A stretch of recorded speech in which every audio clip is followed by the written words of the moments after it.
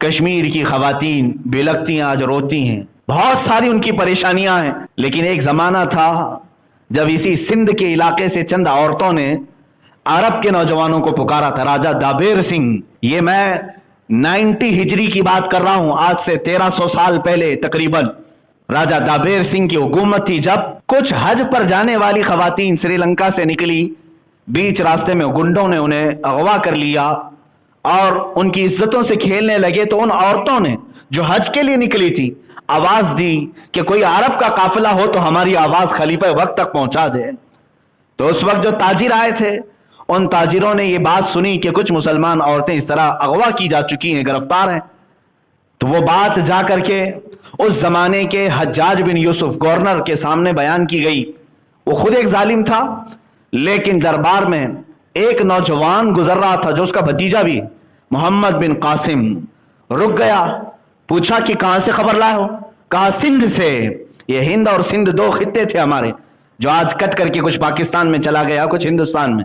سندھ سے ہم یہ خبر لے آئے ہیں، وہاں کچھ عورتوں کے ساتھ ظلم بربریت کا کھیل کھیلا جا رہا ہے.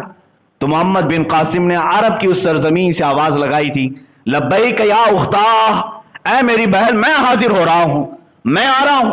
اس وقت محمد بن قاسم نے وقت کے گورنر سے اجازت لی اور 10,000 نوجوانوں کا لشکر لے کر وہ سندھ پر حملہ آور ہوا. یہ سب سے پہلا لشکر تھا جو ہندوستان میں داخل ہوا اور راجہ دابیر سنگھ کے ساتھ مذاکرات ہوئے، بات چیت ہوئی.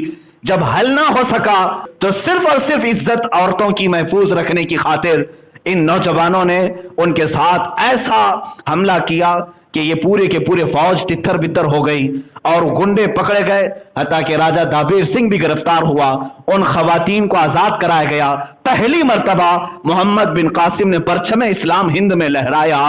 یہ وہ زمانہ تھا جب ہندوستان میں علل اعلان کسی نے پرچم نہیں لہرایا، پہلا لشکر. لیکن مجھے یہ بات اس لیے بتانی پڑ رہی ہے کہ جو محمد بن قاسم عرب سے چل کر کے چند خواتین کی عزت بچانے کے لیے آیا تھا، وہ کوئی 40 سالہ 50 سالہ تجربہ کار سپہ سالار نہیں تھا، وہ جرنیل اور کمانڈر نہیں تھا، بلکہ صرف اور صرف 19 سال کا جوان تھا.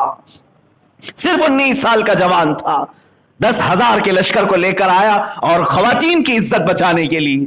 19 سال کے جوان تو آج عورتوں پر جھپٹا مارنے کے پلان بنا رہے ہیں، عزتوں پر ڈاکہ ڈالنے کی سوچ رہے ہیں. 19 سال کی جوانی لوگ یہ سوچتے ہیں صرف ہمیں چیٹنگ کے لیے ہے. تمہاری آنکھیں جو خیانت کر رہی وہ بھی دیکھ رہا ہے، اور تمہارے دلوں میں جو حالات گزر رہے ہیں اس کو بھی وہ دیکھ رہا ہے. تمہاری انگلیوں کی ہر حرکت پر اللہ کی نظر ہے. جب تم اٹھائے جاؤ گے تو ان تمام چیزوں کے ساتھ اٹھائے جاؤ گے.